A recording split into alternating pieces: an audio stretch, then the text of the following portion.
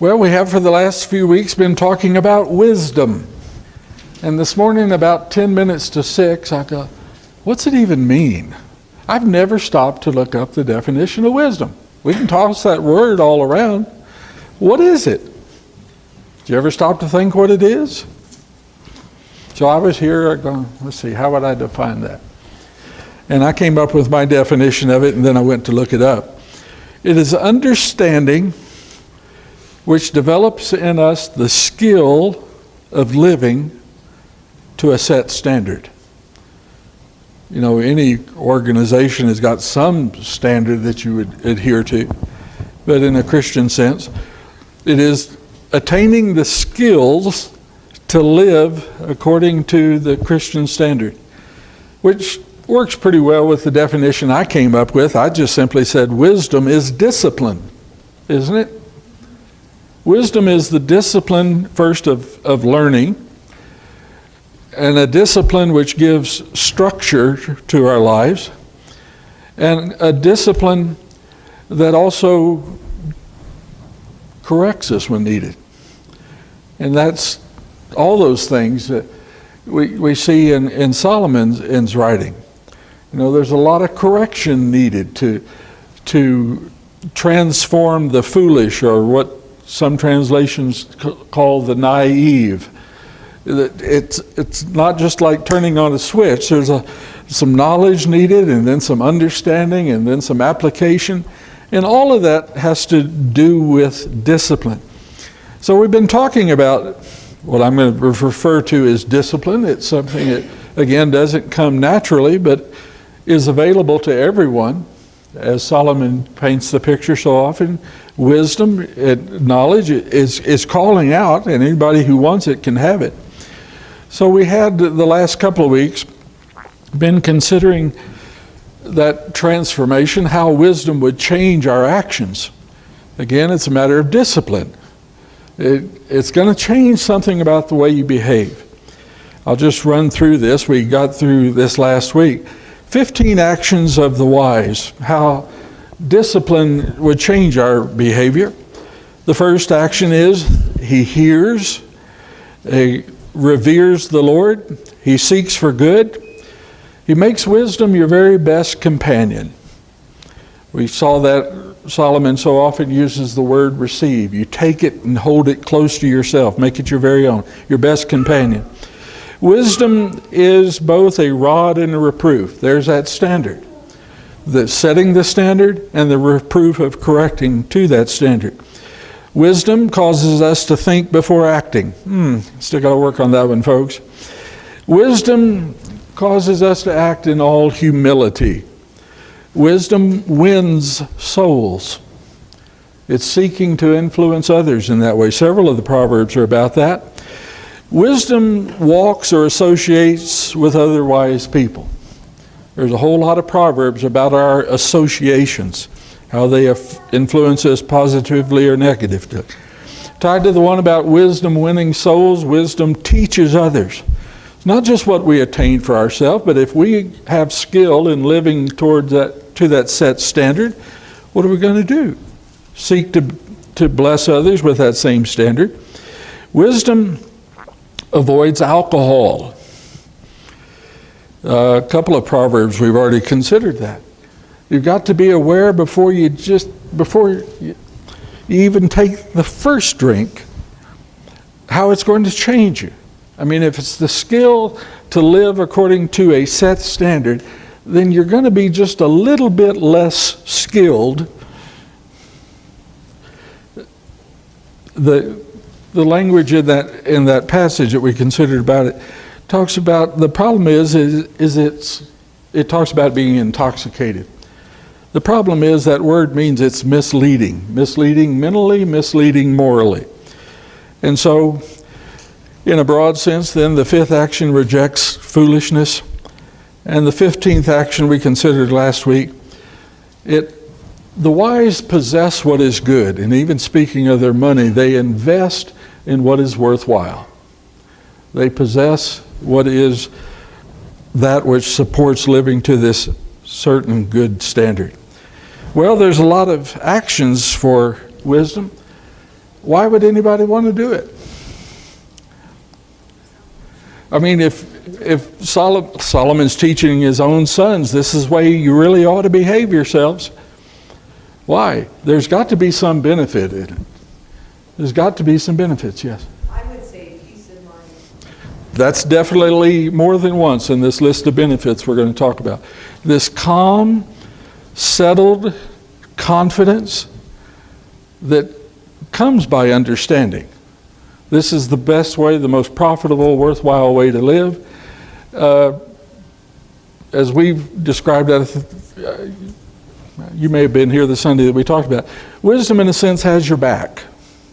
You know, you're faced with all these temptations in the world, and you could go this way and that way, but it is wisdom as your best companion's got her arm around your shoulder and turning you in the way you ought to go.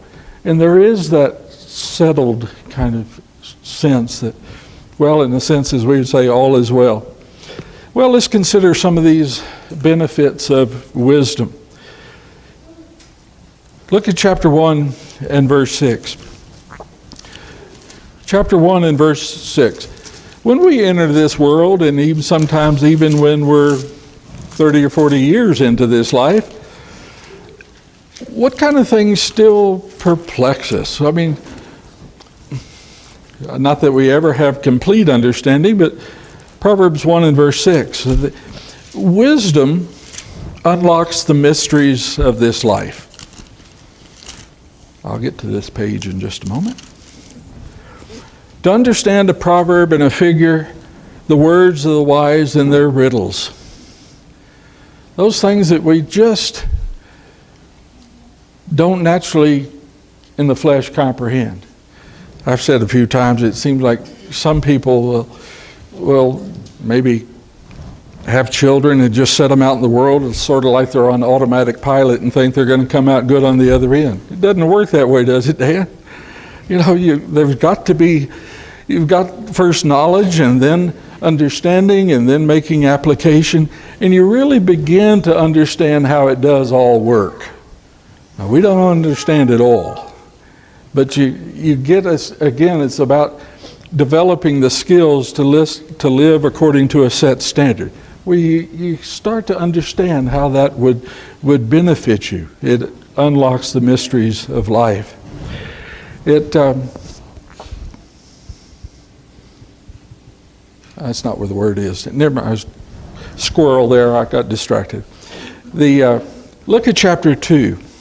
Chapter 2, verses 9 and 10.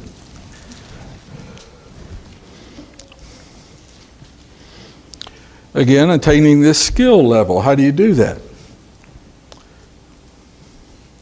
Then you will discern righteousness and justice and equity and every good course. For wisdom will enter your heart and knowledge will be pleasant to your soul.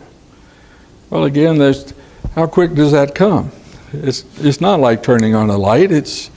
There's a gradual transformative process in that to attain that schedule, that standard. But you got to be able to have discernment to understand, well, if I go this way, there's certainly no benefit in that. Sometimes we've had to go the wrong way a few times, haven't we? You know, okay, tried that once, twice, 3 times. No, I'm finally going to figure this out. And so in that way, in that verse, there's all 3 kinds of learning that Solomon writes about. The basic knowledge that we seek, then understanding, and then discernment even in the application of it. And there is in that, as Tony mentioned, there's a sense of accomplishment in that.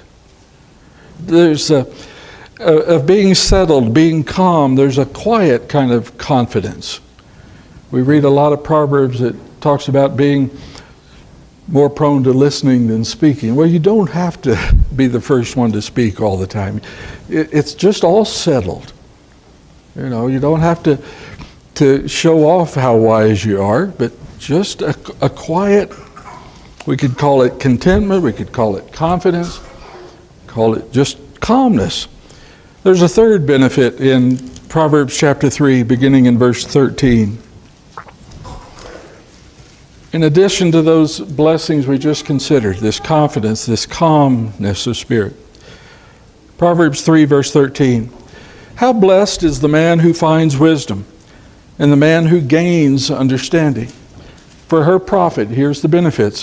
For her profit is better than the profit of silver, and her gain better than fine gold. She is more precious than jewels, and nothing you desire compares with her.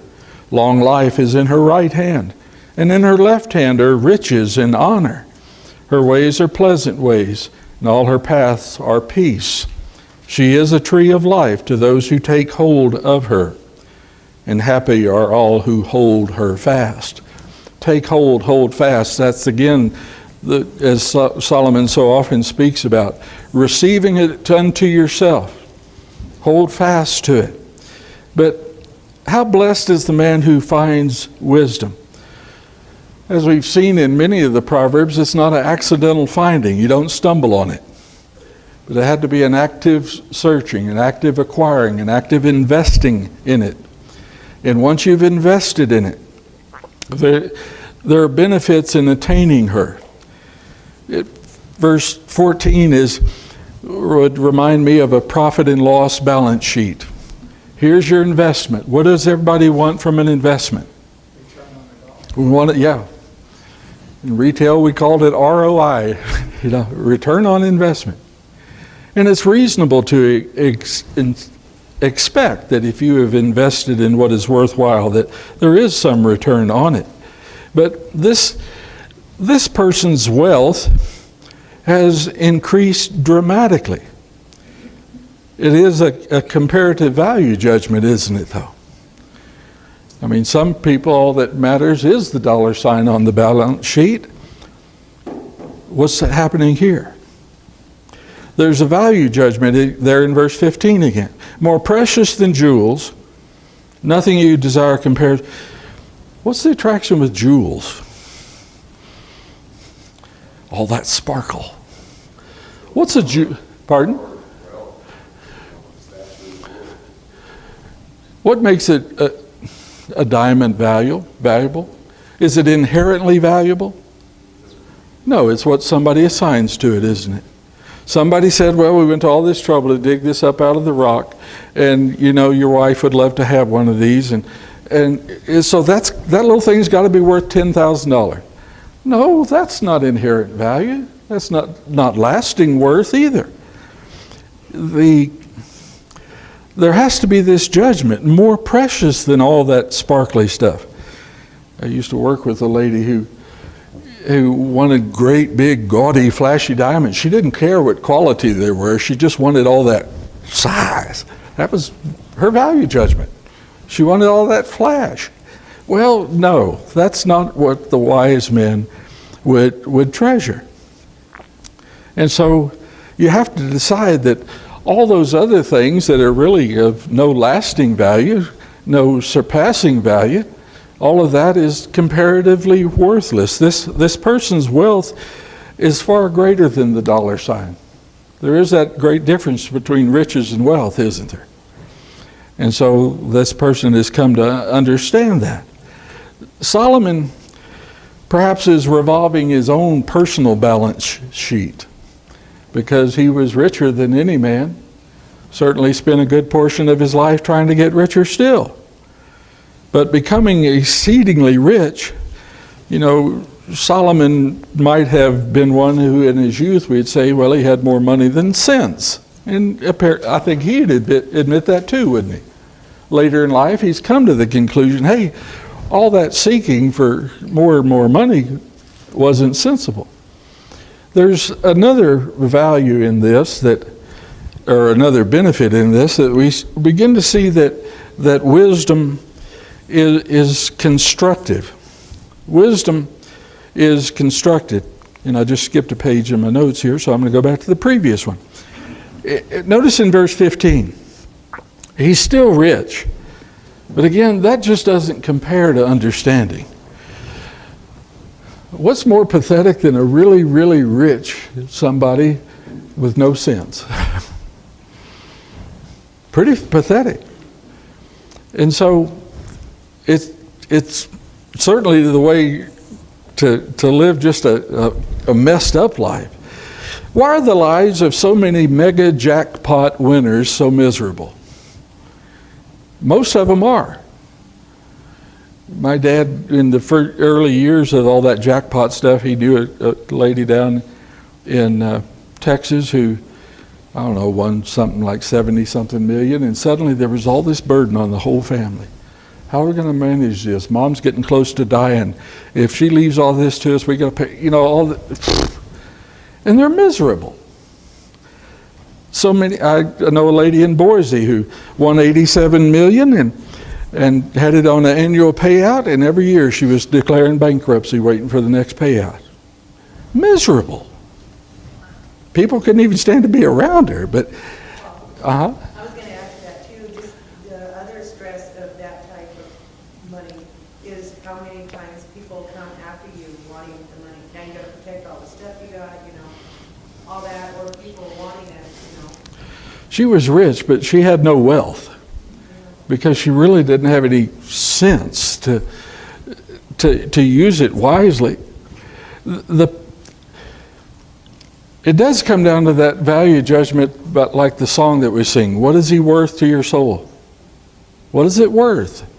The person who loves to flash their cash and their diamonds is never going to be satisfied with that. Never will be. What's it mean in verse 16? Long life is in her right hand, and in her left hand are riches and honor. So she's coming both arms, full of blessings. Long life, this one with riches and honor. It sounds all good. It's not an absolute promise of long life, though, is it? It's a worthwhile life. Even if it was short, it would be such a blessing. Verse 16b, the honor. That's the word kabod. You probably know the opposite word, Ichabod, like Ichabod Crane and that kind of. Somebody that has a lot of money but no honor. Nobody thinks good of Ichabod. And there's no glory in that. Kabod is having a good reputation. Most honorable is the wealthy person who's known for his pleasant and his prudent behavior. Can you name somebody that's really, really, really rich, and what's his reputation for just being a plain old guy that never changed in his way? They still talk about Sam Walton never got rid of the same old red Ford pickup truck. Wasn't flashing it for anybody to see. I was thinking about Warren Buffett. He's not out partying hardy and flashing his cash everywhere, just a quiet demeanor. Still living a disciplined life. In verse 17, her ways are pleasant ways, still pleasant today.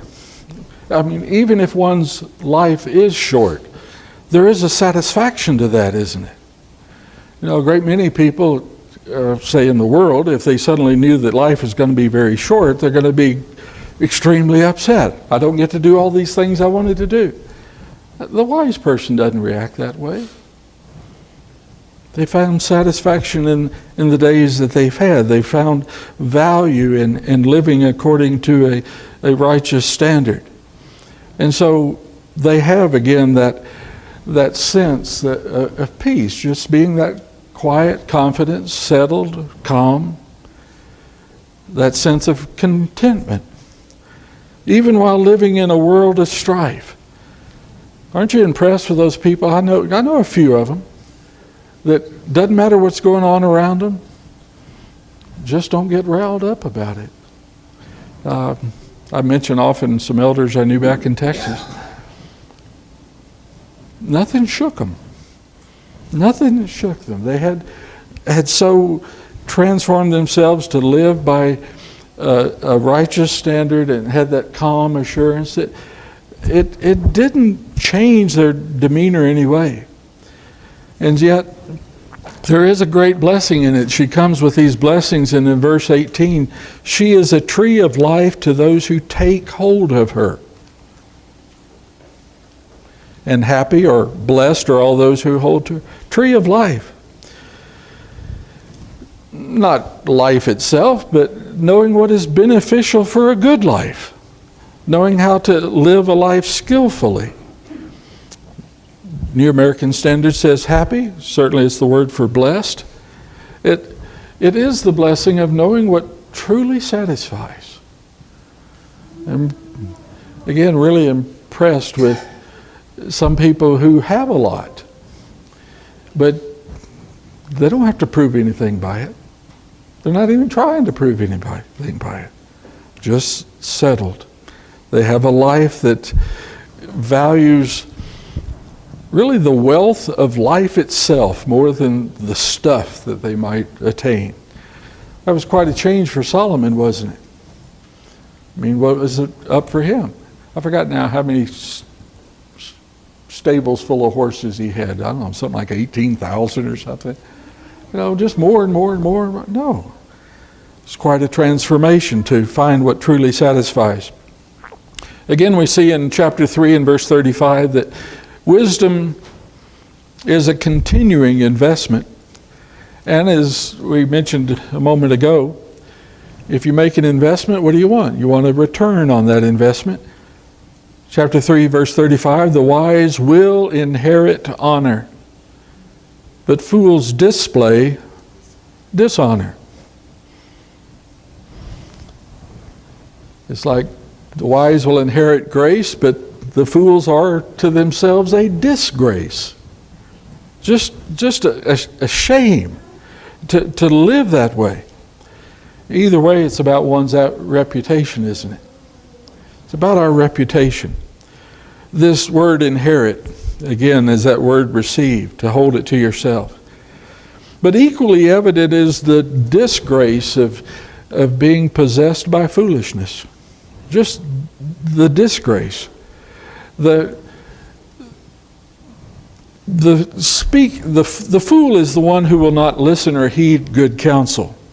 Either is too arrogant to listen or just too content to be and satisfied to be ignorant.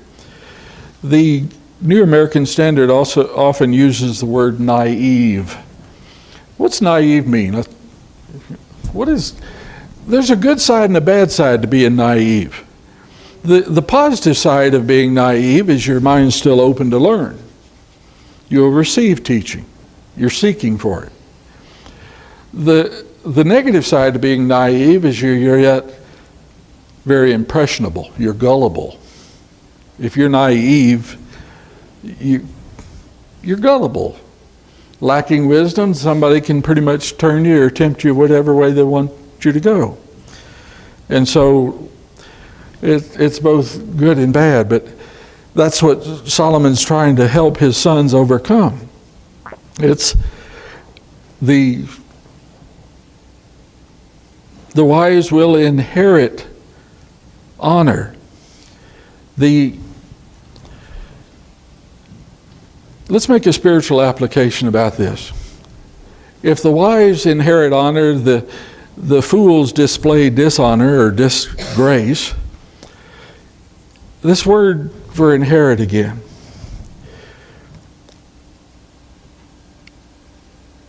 At the mention of ignorance, the foolish man is ignorant. When you start talking about ignorance, what comes to mind? Acts 17. God has overlooked the times of ignorance. And in a spiritual sense, there's no excuse for it now. I was looking at Psalm 73 and verse 77. When I was senseless and ignorant, I was like a beast before you, O Lord. A beast means undisciplined, not domesticated. You don't let that wild beast in the house, not domesticated, not trained. But again, the times of ignorance have passed. There's no excuse for it.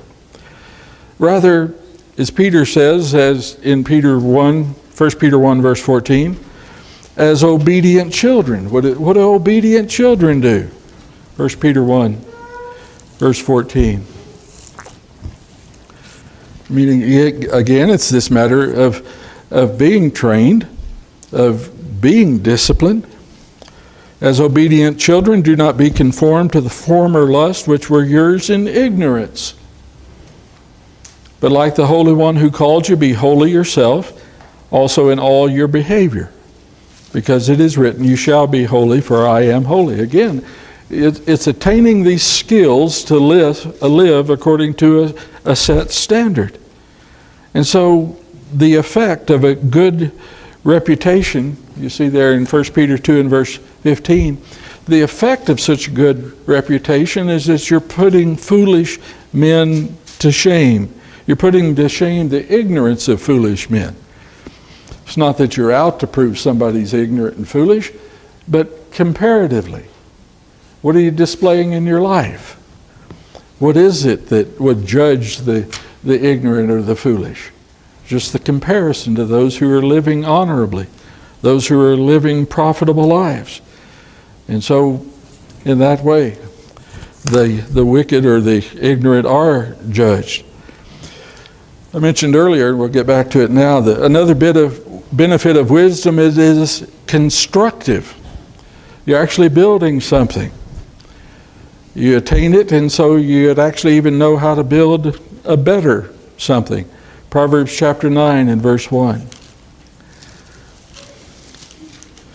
And if we talk about it again, about attaining understanding to develop a set of skills, think of a house builder. Wisdom has built her house. She has hewn out her 7 pillars. She has prepared her food. She has mixed her wine. She has also set her table. She has sent out her maidens. She calls from the tops of the heights of the city.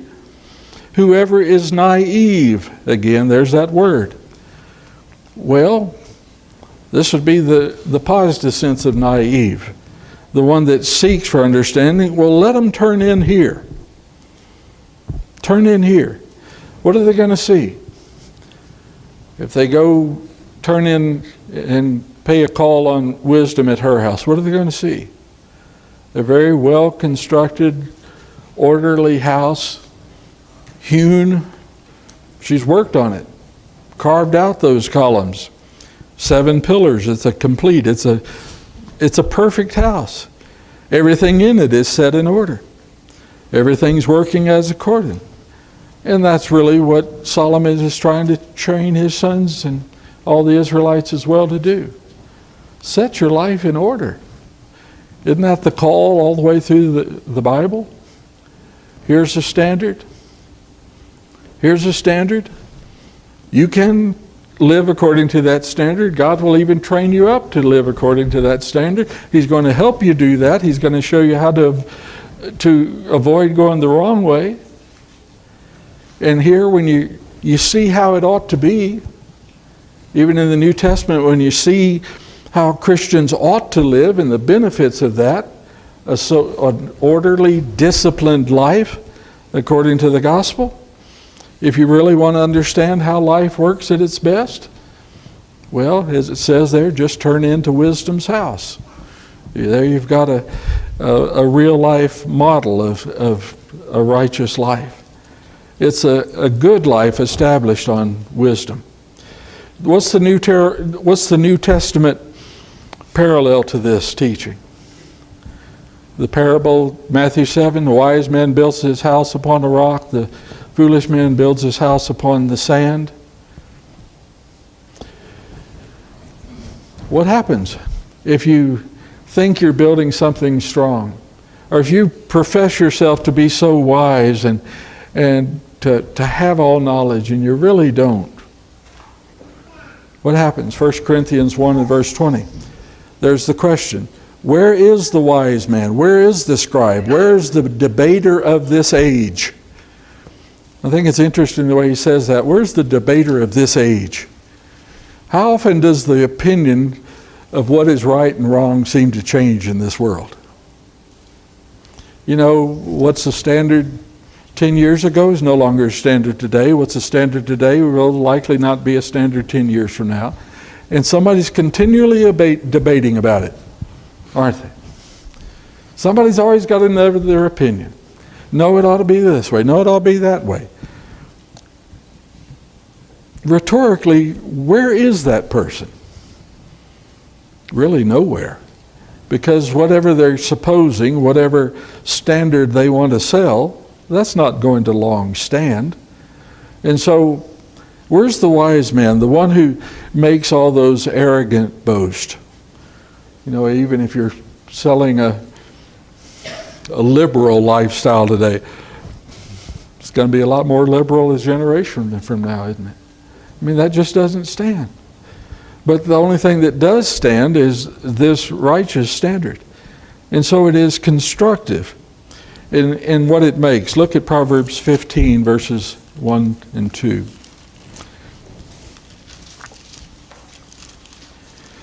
Now think about Solomon. He's got everything he could ever want, and fine palaces and stables and everything else. And he's telling his sons to build something far better. Proverbs 15, verses 1 and 2. A gentle answer turns away wrath, but a harsh word stirs up anger. The tongue of the wise men makes knowledge acceptable, but the mouth of fools spouts folly. What are you making? What are you making? We're all making something. And so, making knowledge, the wise man makes knowledge not only acceptable but appealing. We'll consider some Proverbs that talks about making our speech more persuasive. To make what is right and what is good appealing, more desirable. It's, again, getting to this point, it's not only what you gain from it, but what you're helping others to gain as well. And so you're building this set of skills in others. Again, we would see in Proverbs 18 and verse 4, it is constructive in the sense of what is being produced from it. Proverbs 18 and verse 4. The words of a man's mouth are deep waters, and the fountain of wisdom is a bubbling brook. The words are deep with meaning, deep with value. It's producing good water, like a fresh wellspring. Interesting, doesn't describe it like a great big wave or fountain, but just a constant source of bubbling fresh water. That's what's being produced by this manner of living, this manner of speaking, a fresh wellspring. Chapter 24 and verse 3. Again, here it is constructive in what is being built.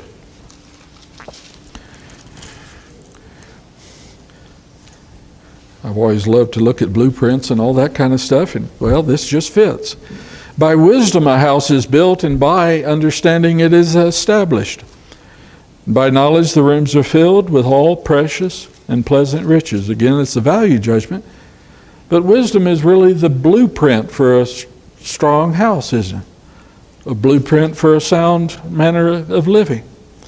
A well-built of home or a well-built family is established on that blueprint. And so it is constructive to something far better than even all that Solomon had in his younger days. He wants something better for his son. Well, there's an eighth benefit as well. This one having to do with it being good for others. Again, not only good for building up your own life, but good for helping others build theirs. Look at chapter 12 and verse 18.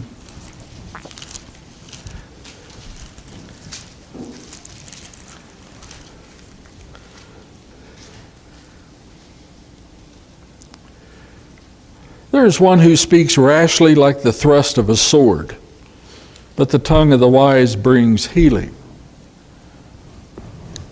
That's about what you're building, isn't it? Some folks speak so as to do damage, to do harm. Some folks speak so as to heal. The one who speaks rashly. Again, this is somebody that's just moved by undisciplined emotions, not thinking about what they speak, really not caring how they cut someone. I mean, again, it's this whole matter of the tongue, thinking about what you say before you speak it. Some words are hurtful, some are healing. Certainly a great benefit. We finally get to where we control our tongue. Yes, sir. I think Paul talks about all things are lawful, but not all things are profitable. Right. And that's applying wisdom to knowledge. He understands what is right, but applying it is another thing, and that's the wisdom. And there again, according to that definition of wisdom, is the skill to live to a set standard. Now, he could have said, you're going to do it exactly this way, and you can't do it that way. No, that didn't apply to that situation. No, it doesn't apply. It certainly wasn't beneficial in that case to say somebody, you've got to do it this way and you can't do it that. And so it was healing in that sense. And another parallel to that is we find in James, faith without works. That's knowledge without wisdom. Yeah, it's. I mean, if you look at it that way. And again, he's writing to Christians in James and say, here are these folks that, got a little full of themselves. It's all faith and, or whether it's all works. They think, man, that's what I'm depending on. No, you're not.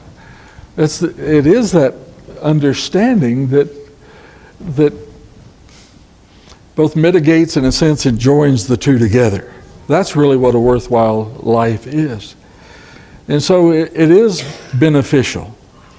He's in turn teaching wisdom. Wisdom in this way works like a mediator. I was thinking about the example of Paul when all the other apostles wanted nothing to do with him. Barnabas was the wisest one in the scene there because he goes in to mediate between the two. He's a healer among those. You got all these men that, they're quite sure they're maybe large and in charge, and here comes Paul and they don't trust him. What do you need? Somebody to bring a word of healing, bring those men to working together. And I guess I'm going to have to wrap this up in just a moment.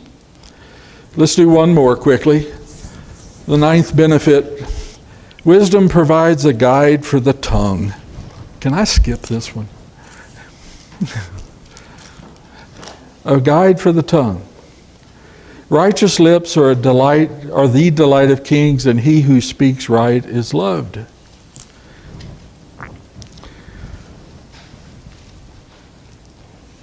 The heart of the wise instructs his own mouth. Again, this is about persuasiveness. Persuasiveness, making the knowledge desirable. Persuasiveness just doesn't mean you're trying to twist somebody your way, but you're trying to do it with fairness. Think again about Solomon writing this to his very privileged sons who probably think they could take advantage of anybody they want. And that's not what he's... To do this with a fairness in all things. And so, in this manner, controlling the tongue, we see in the next chapter 17, verse 28, there's a great benefit in remaining silent. Even a fool, when he keeps silent, is considered wise. When he closes his lips, he is considered prudent. How do we say that today? There's a fairly common quote that is kind of, people don't know where it originated, either with Mark Twain or with Lincoln, but what do people say? Rather to be suspected a fool than to open your mouth and prove it? Yep, that's what's going to happen. Better to remain silent and be thought a fool than to open your mouth and remove all doubt. Well, good counsel. Good counsel. Well, we best stop right there for right now.